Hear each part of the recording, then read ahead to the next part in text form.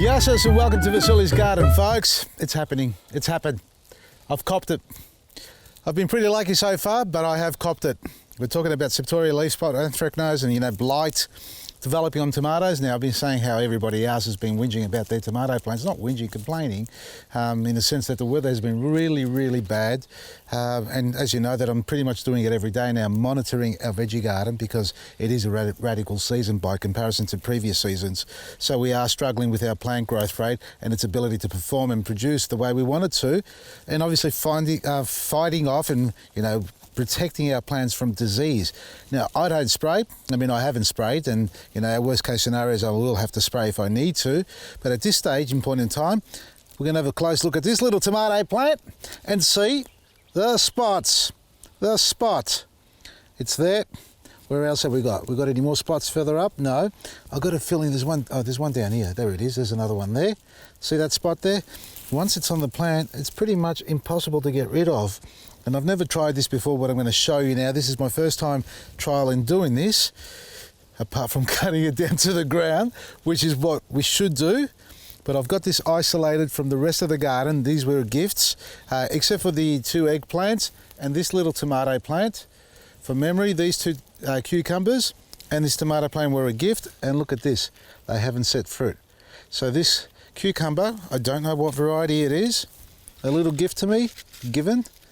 That will happen because the male flower hasn't pollinated the little female, which is on the end of the fruit. So we've got no flowers on this at the moment because it's just been shockingly bad, the weather. We've got some coming on at the top there, but they're females. You can see the fruit there, female flower.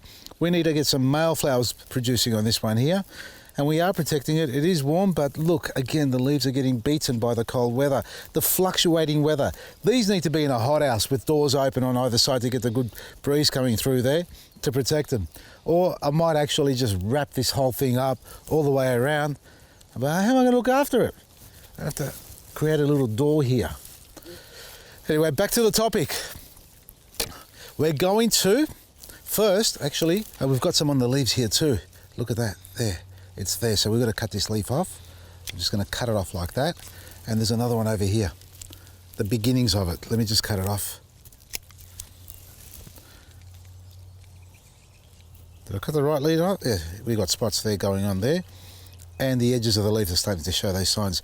Nothing too severe in this one. In fact, no, that's okay. We got rid of that. We didn't need it. That's good. So now, what I'm going to try, and I'm not sure if it's going to work, and I need to get some metho in here too.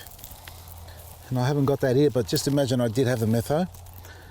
Dip your tool in metho, which has already been done inside, but I didn't bring it out. I'm going to get rid of this leaf. I'm going to try and carve this out. It's crazy, I know.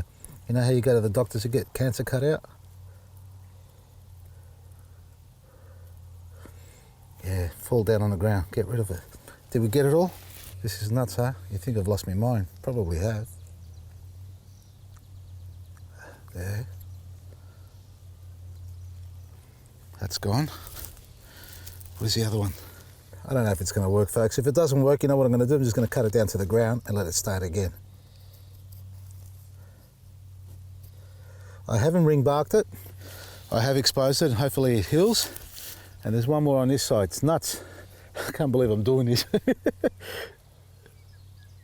Look, it's only because it's early stages, honestly. If it was really late into it and it spread a lot further than what it has now, I wouldn't recommend doing that. I mean, you basically cut it down to the ground there again, or even lower, below any of those markings. Now, let's monitor this in the next few days and see if it spreads.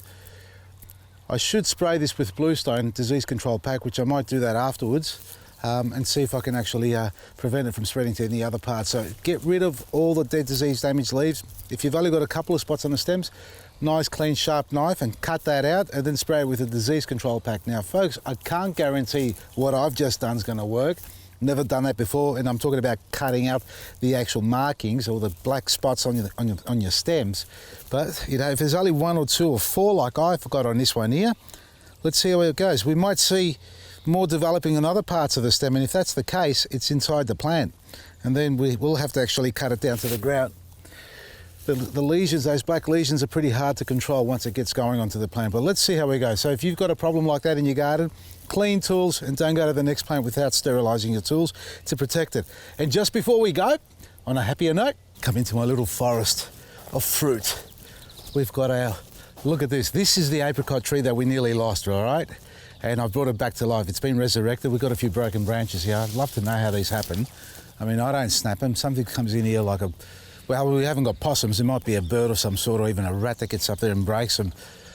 So we've got a heap of branches. We've got to thin this out a little bit later on. There's a little bit of fruit on there. We've got a little bit of burning on here on the Asian pear. All right, that's scorching there, and that's from the adverse weather. Nothing else, it's just the weather. It's happened to a lot of different trees. I've noticed that, so it's not a disease as such that I would think it is. Well, I can't imagine it being. It just looks like bad weather. We had some frosty nights and, you know, the new growth is so soft and succulent, it just can't tolerate it. But we have got fruit on this side, plenty of fruit coming on, and we are trying to get it to grow on that side. And research my pruning on fruit trees, how I mentioned that this tree was lopsided and I needed the growth to come back out on this side, and we pruned it hard to get that shape happening, and now you can see it. So fast track to today, which is about 6 or 9 months later, it's actually performing quite well. So we'll need to thin that out in summer as well. But now our peach, have a look at this beauty, eh? How cool is this? Now we had leaf curl all over it, and you know that I sprayed it every month on the dot from the beginning of autumn when the leaf started to fall off, and we still got infected heavily with leaf curl. And I've gone out there and cleaned up all the leaf curl that I found in the past. We still got a little bit here and there, but nowhere near as severe as it was earlier on. So back again to clean all this out, just cut those branches out, we don't need them. But more importantly, the fruit, have a look at that, nice and clean. And ignore the leaf curl, nice and clean fruit everywhere. Just again, go around there and clean all the disease damaged leaves and branches. Have a close look, you don't get shot hole on it, no rust developing on it, because it looks like it's going to rain again today. But you may need to spray it. So the bluestone's okay as a preventative now, but it's not going to cure anything that's already on the plant, on the fruit or the leaves. So all the infected leaves, cut them off, don't give up, it will work. If it's really bad and your tree's lost every single leaf, well, that's going to be a tough one because it's not able to photosynthesize and create its sugars that it needs to be able to stay alive and vibrant. If you don't see new growth coming on in the next 2 or 3 weeks, when the warm weather starts to kick in, chances are the tree's going backwards. And I'll show you that in another segment on a couple of little ones that I've got similar problems occurring on them. But in the meantime, if you need anything for your garden, like our planting mix, compost, cocoa, superfood, all heavily discounted, and fruition fruit fly traps are on special as well, folks. To look after your garden from fruit fly for those regions across Australia that have got fruit fly present in their gardens. As we know, they're very destructive. Hang your fruition fruit fly traps up there. Look after your fruit, and obviously net if you can wherever possible. Vasili'sGarden.com for everything you need, discounted every day. From me, Vasili, Maresi.